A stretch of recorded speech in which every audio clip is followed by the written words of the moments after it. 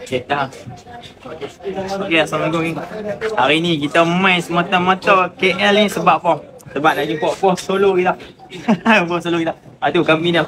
Ni yang tak tahan ni, geng. Ni yang tak tahan tengok ni. Allah. Tadi dah makan ni, alhamdulillah makanan. Abang punya kambing tu bang. Jahat bang, jahat. Jahat katanya. Jahat lah. Dia punya lagi jahat. Dia punya lagi jahat. Tu orang duk Kedah. Siapa nak makan burger ni? Habis lah. Ini biasa. Tapi sedap bang, abangnya perepan bang. Terima kasih dia. Terima kasih banyak.